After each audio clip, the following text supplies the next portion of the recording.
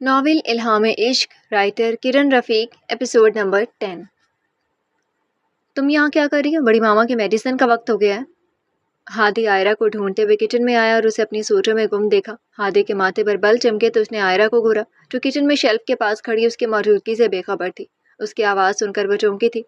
ہادی اس کی بے خبری پر اسے گھورنے لگا۔ کچھ کہا آپ نے؟ عائرہ ہادی کی طرف دیکھ کر بولی۔ بڑی ماما کی میڈیسن کا وقت ہو گیا، یہ ارشاد فرمایا میں نے۔ ہادی کی بات پر عائرہ نے اپنے سر اس بات میں ہلایا اور وہاں سے جانے لگی جب ہادی نے اس کی بے دہانی کو نوٹ کرتے ہوئے اس کا بازو پکڑا اور اسے روکا۔ وہ غائب دماغی سے ہادی کو دیکھنے لگی۔ دھیان کہاں ہے تمہارا؟ ہادی کا لہجہ انتہا کی نرمی لیے ہوئے تھا۔ عائرہ نے اسے دیکھا اور مسکرائی۔ آپ پر۔ عائرہ کے جواب پر ہادی نے اسے گھورا۔ بات کو ٹالنے کی کوشش مت کرو اور بتاؤ کیا بات ہے۔ کہیں ابھی سے تو ہار نہیں مان رہی ہو تم؟ ہادی نے جانچتی نگاہوں سے اس کا چہرہ پڑھنا چاہا لیکن ناکام ٹھہرا۔ آپ کو جیتنا ہے مجھے ہر حال میں میجر، کیونکہ آپ کی شکست ہی مجھے سب کچھ واپس دلا سکتی ہے۔ عائرہ مسکراتے ہوئے بولی۔ اتنا اعتماد اچھا نہیں ہوتا۔ آپ کو کس نے کہا کہ یہ اعتماد ہے؟ یہ تو بس میری پیشن گوئی ہے کہ آپ ہار جائیں گے۔ اعتماد تو رشتوں پر کیا جاتا ہے، اس طرح ڈیلز میں نہیں۔ عائرہ کی باتیں ہادی کو اس کی ٹینشن کا پتہ صاف دے رہی تھی۔ بتاؤ کیا پرابلم ہے جس کی وجہ سے بے مطلب باتیں کر رہی ہو؟ ہادی کے صحیح اندازے پر عائرہ سختی سے لب بھینچ گئی۔ آپ کی بڑی ماما خود ہی ٹھیک نہیں ہونا چاہتی، ان کی رپورٹس دیکھی ہیں میں نے آج۔ وہ جان بوجھ کر اپنی مینٹل ول پاور کو استعمال میں نہیں لا رہی۔ جب دماغی طور پر وہ ٹھیک نہیں ہونا چاہتی تو فزیکلی میں ان کو ٹھیک کیسے کروں گی؟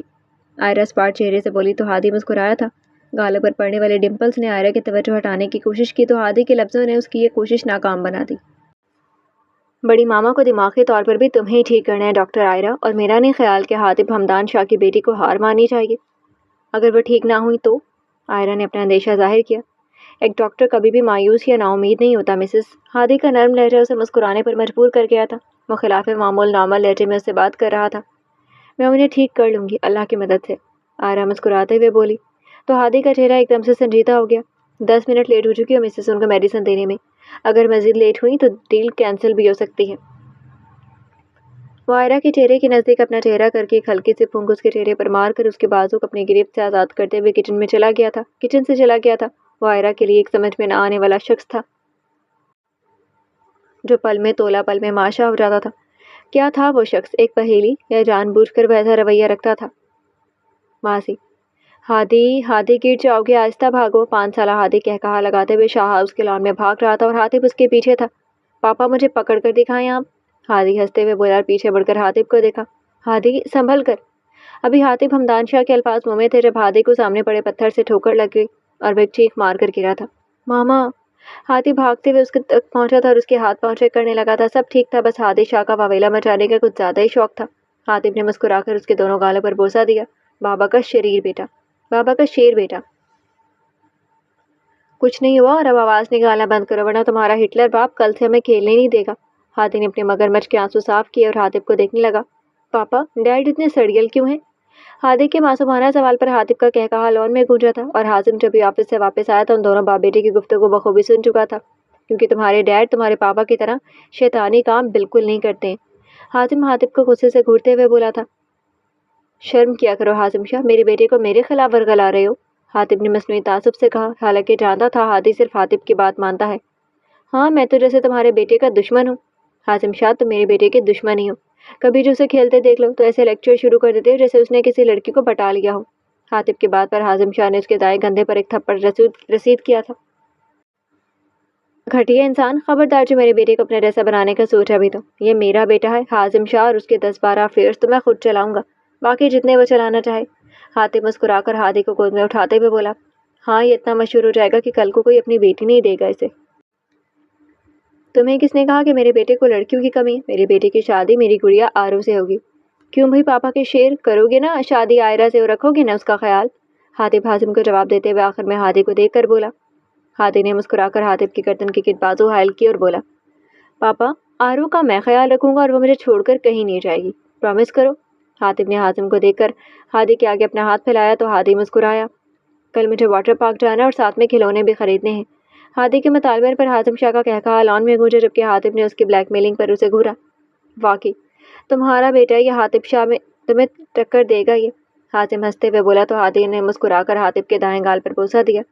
پرامس پاپا، آرو کا میں بہت خیال رکھوں گا اور اسے اپنے کھلونے بھی دوں گا۔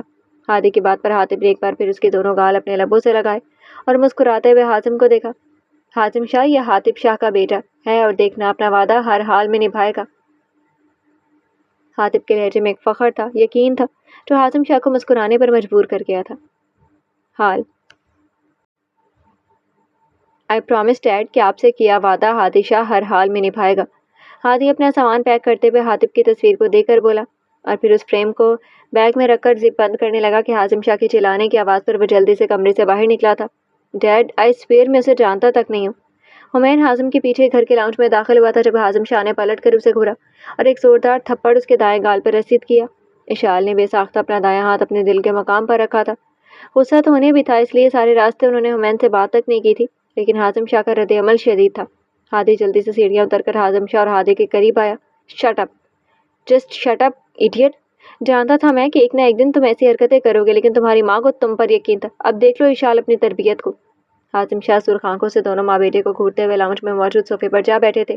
اتنے میں آئرہ بھی آسفا کے کمرے سے نکل کر باہر آ گئی تھی۔ ہادی ناسمجھی سے سب کو دیکھ رہا تھا جبکہ حمین اپنے گال پر ہاتھ رکھے اپنی ماں کو شکوہ کرا نظروں سے دیکھ رہا تھا۔ آنکھیں ضبط سے سرخ ہو گئی تھیں، نمی باہر نکلنے کے لیے بےتاب تھی۔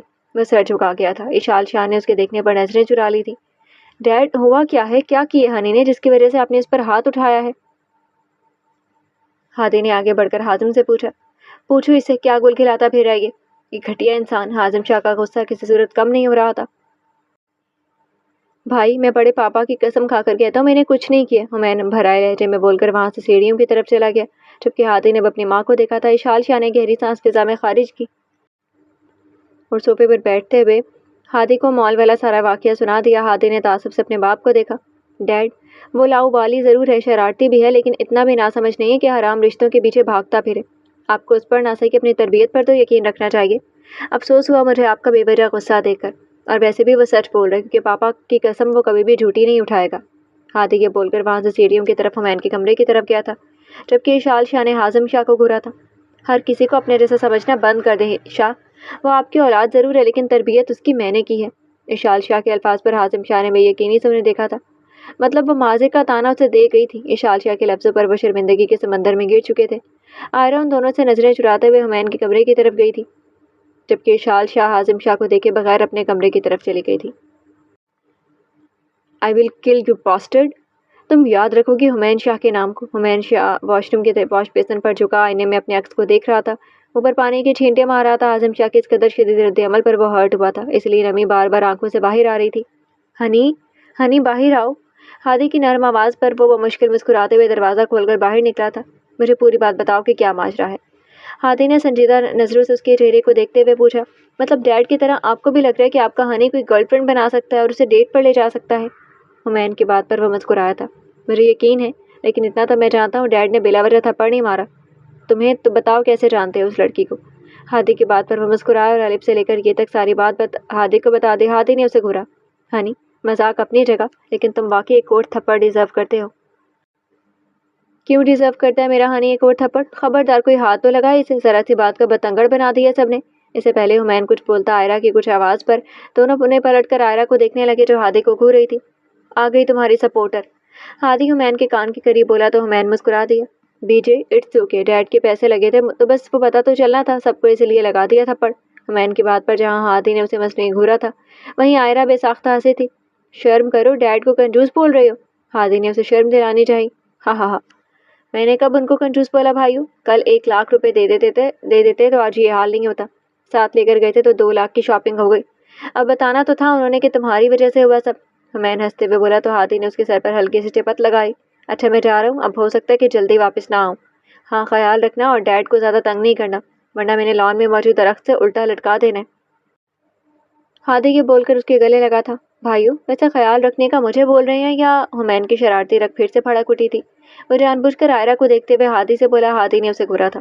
باقی سب اپنا خیال رکھ سکتے ہیں سوائے تمہارے، اس لیے تمہیں ہی بولا، فی امان اللہ۔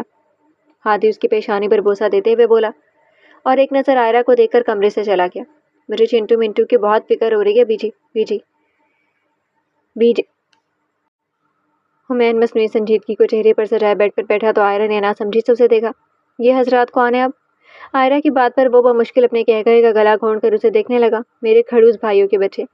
ہاں فکر تو مجھے بھی ہے، آئرہ بے ساختہ بولی، لیکن جیسے ہی حمین کی بات اس کی سمجھ میں آئی تھی اس نے کمرے میں موجود کوشن اٹھا کر حمین کی پٹائی شروع کر دی تھی۔ ہا ہا ہا پیچھے، ہا ہا ہا۔ اس کی ہستی آواز پر اشال شاہ کے لبوں پر مسکراہٹ آئی تھی جو اسے کھانے کے لیے بلانے آئی تھی۔ وہ واقعی حاتب شاہ کی کاپی تھا جسے دکھ چھپانا بھی آتا تھا اور اگلے بندے کا خود سے دھیان بٹانا بھی آتا تھا۔ اشال شاہ وہیں سے پلٹ گئی تھی مگر اپنے گھر کی خوشیوں کے لیے دعا کرنا نہیں بھولی تھی۔ ہاتھ بھائی مجھے شاپنگ کرنے جانا ہے اور اماں سائیں بول رہی ہیں آپ سے کہوں تو آپ لے جائیں گے؟ شمائل ہاتھیر کے کمرے میں بنا اجازت کے داخل ہوئی تھی۔ ہاتھیر جو اپنے کمرے کی الماری کے پاس کھڑا اپنے پسٹل کو چیک کر رہا تھا شمائل کے آنے پر بھونچکا رہ گیا۔